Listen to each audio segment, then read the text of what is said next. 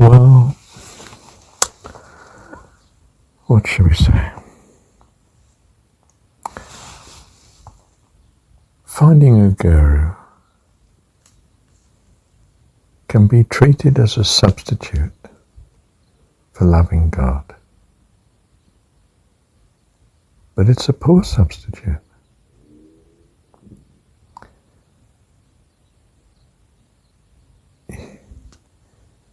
What you need is to love God. That's the first commandment. The first commandment is not to love your guru or teacher. In fact, Jesus' separate teaching is call no man teacher or master.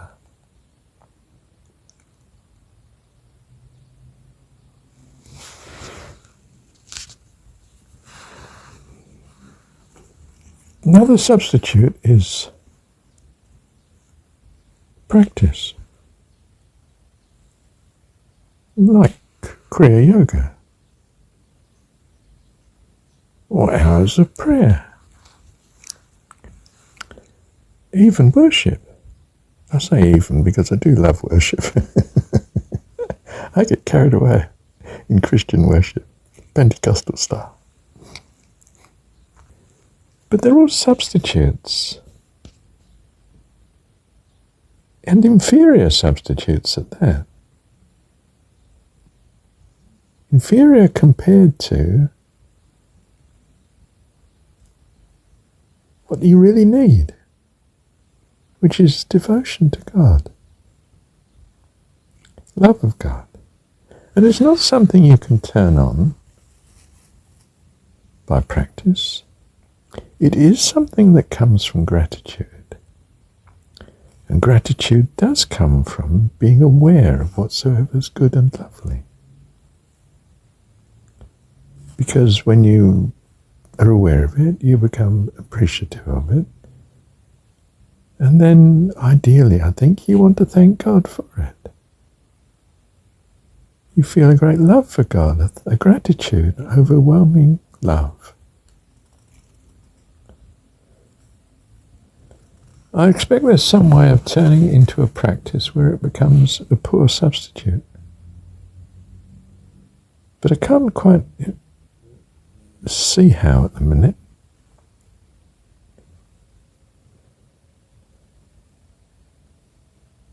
Except that, you know the teaching of Jesus, avoid mindless repetition. This says nothing, of course, for modern Christian music, which repeats the same line 100 times, in worship, or the Hindu mantra approach, where you say a few words again and again. I realise that. All I can say is, if you find it helpful, do it. And I suppose I could say that too for Kriya Yoga, of course. And worship. And following a guru.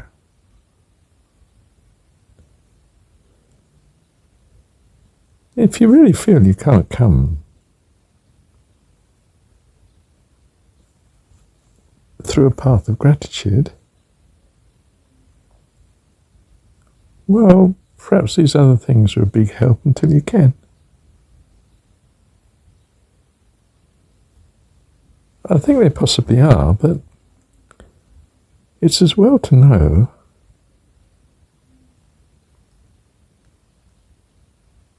well, I say no, I think it's the case, it's as well to know that they won't get you there without love. And thankfulness, gratitude. I really don't see how, they can so easily become a byroad.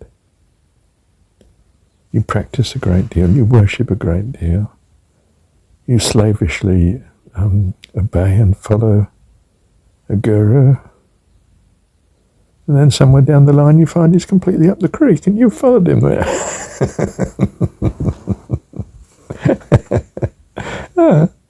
My mistake.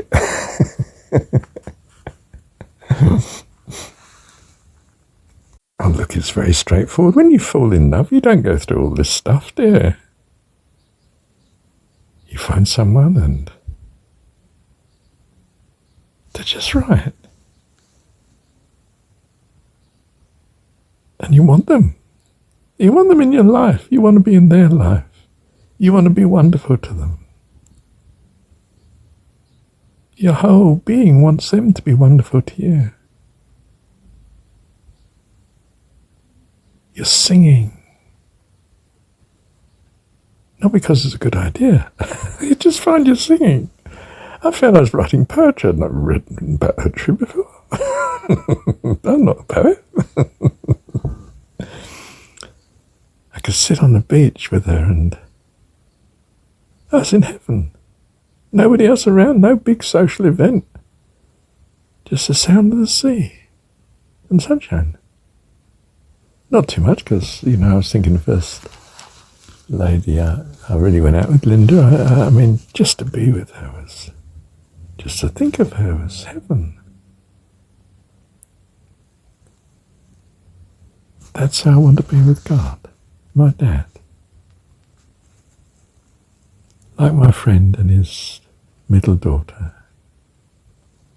She just lays on him, loving him. He's just relaxing and she just is in heaven being with him, close to him. Not talking, not doing anything. If anything, falling into a blissful sleep. Because she loves him, you see. He's her dad. God, what a treasure to have. And that's how you can be to God, and you are to God, especially when you love him to bits. All heaven sings.